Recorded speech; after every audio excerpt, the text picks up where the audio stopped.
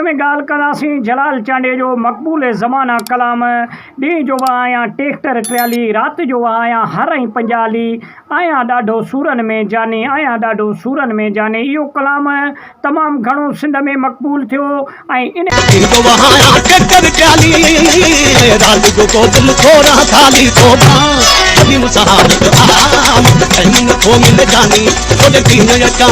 कलाम जे लाइ तमामु घणियूं फरमाइशूं थियूं। दोस्तो जलाल चांडे खे सिंध में मक़बूल करण वारा हिकु होटल वारा हुया,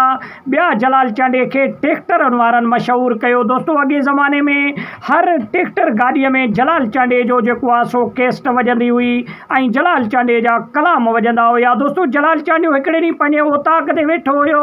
त जलाल चांडे वटि हिकिड़ा ट्रैक्टरनि जा जेके ड्राइवर हुया उहे वफ़्त जे सूरत में आया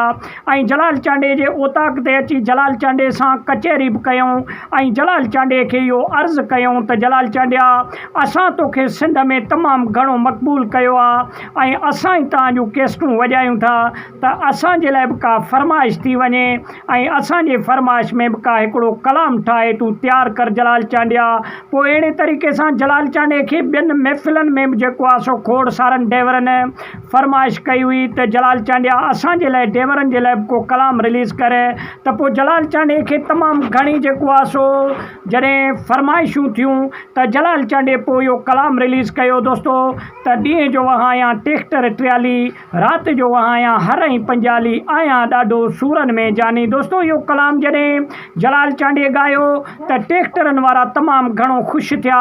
ऐं गाॾियुनि वारनि तमामु घणो इन कलाम खे मक़बूल कयो सिंध में ऐं तमामु घणो जेको वॼण वारो कलाम हुयो उन टाइम में त जलाल चांडे जो इहो कलाम हुयो। दोस्तो जलाल चांडे सां झंग झर जा माण्हू मोहबत कंदा हुया, गाॾियुनि वारा, ट्रैक्टरनि वारा, होटलनि वारा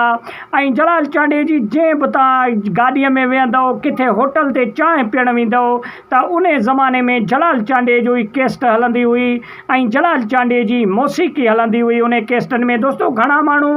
खोड़ सारा माण्हू ईअं ई कामयाबु थिया, होटलनि वारा बि जॾहिं जलाल चांडे जूं कैस्ट ऐं जलाल चांडे जी टेप वॼाइण स्टार्ट कया त ओस पास जा ॿाराड़ी जा माण्हू ऐं उन खां अलावा सिंधी ऐं जेको आहे सो तमामु घणो मोहबत कंदड़ जलाल चांडे सां माण्हू होटलनि ते अची पंज पंज चांहियूं बि पीअंदा हुया ऐं कैस्टूं बि ॿुधंदा हुया। अहिड़े तरीक़े सां पोइ होटल वारनि जो बि गुज़र सफ़र थी वेंदो हुयो ऐं जलाल चांडे खां बि माण्हू मोहबत तमामु घणो कंदा हुया। दोस्तो जलाल चांडे खे सिंध में तमामु घणो ट्रैक्टर वारनि उजागर कयो ऐं उन खां अलावा जलाल चांडियो वाहिद उहो सिंध जो फ़नकार हुयो जेको हर तबिके जी फरमाइश मञींदो हुयो ऐं हर तबिके जी फरमाइश जेको आहे सो ऐं जेको आहे ॻाए करे ऐं उन्हनि खे राज़ी कंदो हुयो। दोस्तो जलाल चांडियो इन कलाम ॻाइण खां पोइ तमामु घणो सिंध में मक़बूल थियो ऐं जलाल चांडियो खोड़ सारनि माण्हुनि खे